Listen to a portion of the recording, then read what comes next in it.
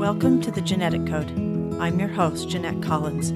This podcast is designed to take you one episode at a time on an intimate journey of your own personal transformation. Each podcast will have tools and techniques for you to practice in your daily life to create the very best version of you. Let's get started.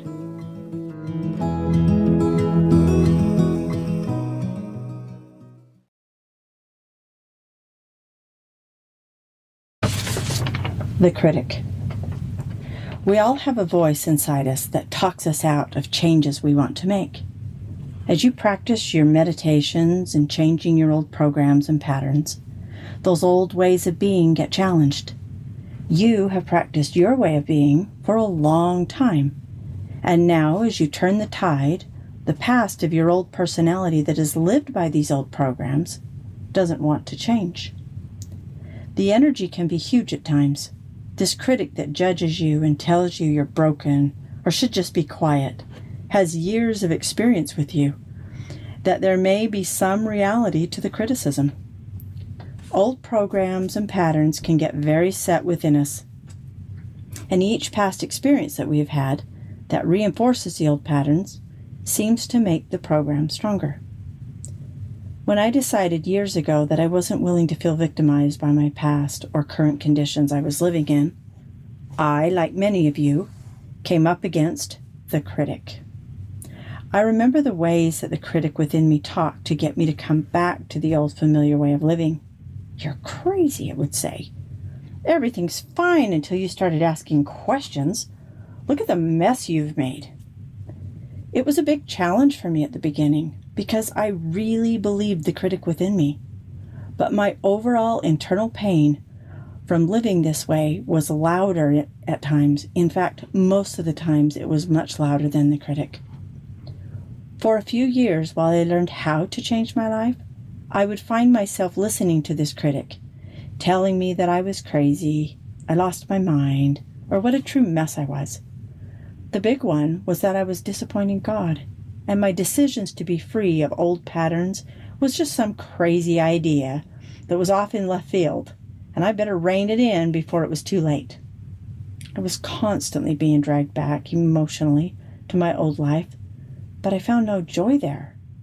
So like a wild ride, I'd work my way back to the front seat again and take this train somewhere new.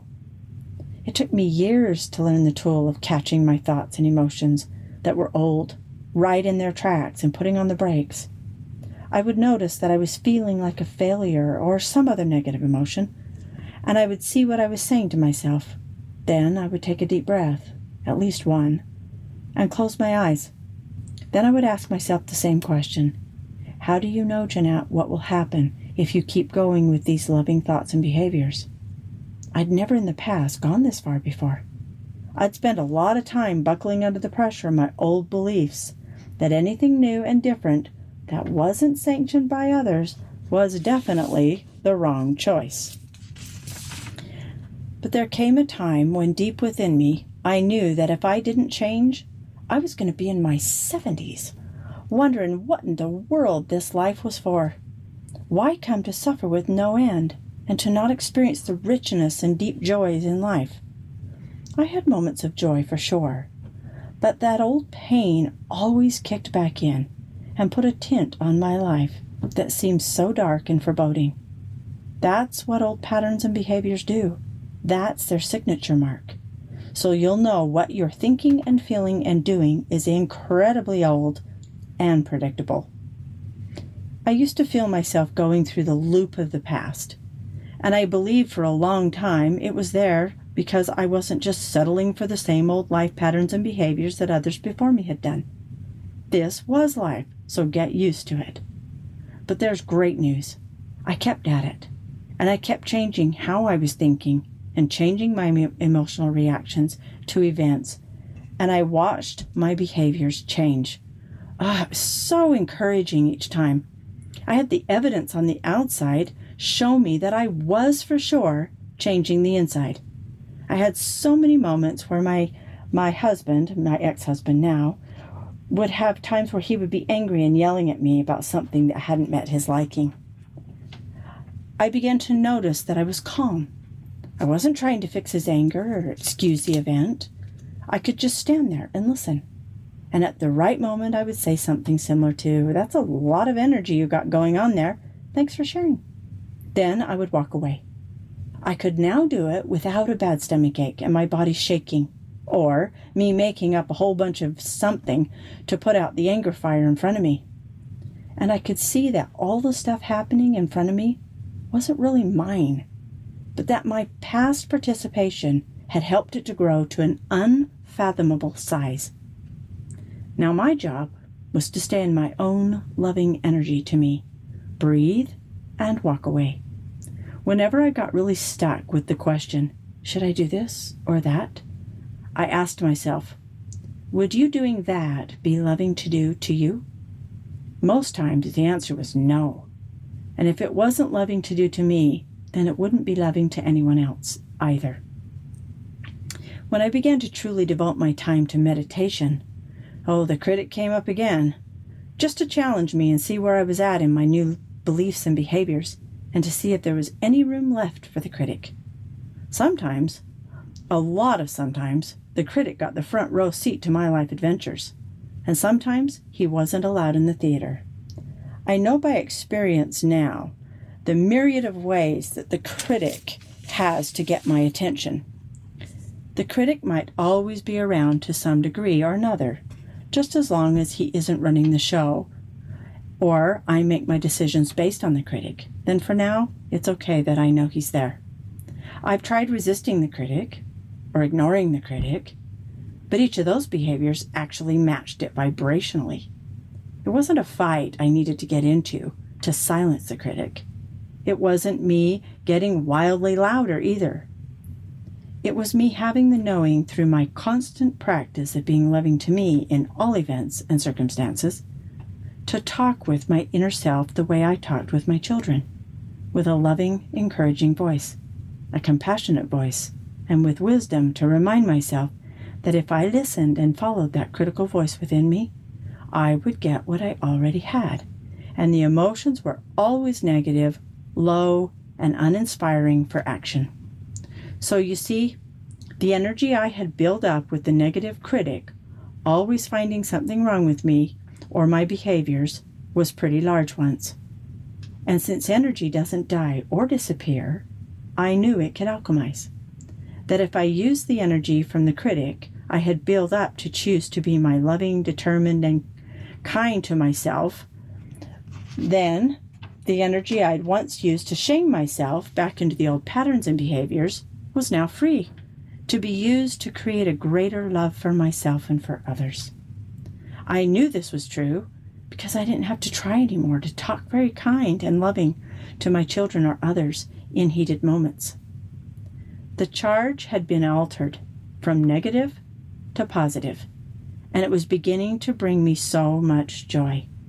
I wasn't afraid of hard conversations as much anymore, and speaking up for myself, that got easier too, because I could trust more and more that no matter the outcome, I would treat me and others with love and kindness, because that's who I am. And I had years of practice to see it was true. I remember being 11 years old at home, and I was given the task to take care of the mother in our home that was violent and very abusive. She had had a baby, had hemorrhaged badly, so she was lying in bed in and out of it. I was to care for my new 2-day-old baby brother and see to this woman's needs. I gave her sips of tea, fed the baby, and kept cold cloths on her forehead. I saw her hands, and they were very dry and cracked, so I took lotion and was rubbing it gently on her hands. It was very interesting for me, for sure. I was thinking as I put lotion on her hands, wow, when she gets better, these are the same hands that are going to beat me, pull my hair, slap me and my siblings. I was deep in that thought when a voice startled me. It was her. She looked at me and said, "Why are you being nice to me?" I sat there for a second and felt that question all the way through me. Then the answer came very easy and was so obvious to me it made me smile. I said, "Because that's who I am." That answer and how easily it came to me was a guide for me in later years, as I had allowed so many negative beliefs and patterns to take hold of me, and the good knowings about me were buried under all the negative ideas and beliefs that I wasn't worth a thing in this world, and that my only value was how much I served others regardless of anything I needed. The critic was full force at those times in my life. Now I work on it daily to shift my inner comments to myself to loving ones. It's getting easier and easier all the time. And I find by natural default, I am much kinder to others without even thinking about it. It just comes out more because that's who I am. So becoming aware of the critic within you and recognizing that the only true way to change the voice of the critic is to alter the way you speak to yourself daily. Become aware of the inner ways you speak to you, and with conscious intentions, choose a more loving inner conversation. This is a good time to remember your journaling. Go to your journal and begin to write down the negative ways you talk to you that you've become aware of. Then, right next to it, write down the loving version of you that you can say now. This journaling practice of writing it down helps to impress the new behaviors a little deeper into your mind, so you'll remember easier next time to choose the loving response, not the old critical one. You got this. So let's recap. The critic is the practiced voice that has been telling you many negative stories for years, and it's supported by some outside events. When you think about it, if you practice unloving thoughts of energy towards you, that energy will echo out to find a vibrational match.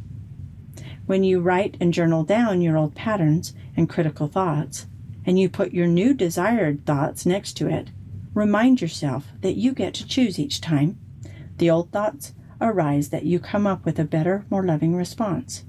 And because you wrote it down, it's easier to remember. So know that the critic within you is an energy source that you created through repetition of old beliefs and behaviors.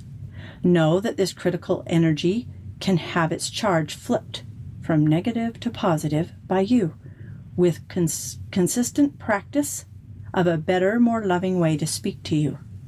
Practice is the key, because like all the things in life, if you practice, you get better at what you're practicing. Practice turning your inner critic into a positive, friendly inner companion. You will thank you. I invite you this week to notice your inner critic and write down those negative thoughts you speak to you daily and create a new, better way to speak to yourself. Journal down your new ideas next to the old ones and remind yourself that you choose how this energy flows, positive or negative.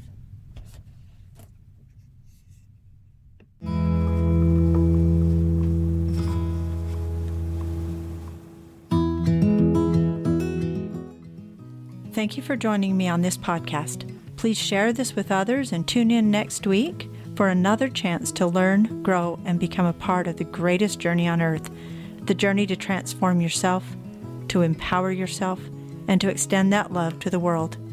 You are worth it.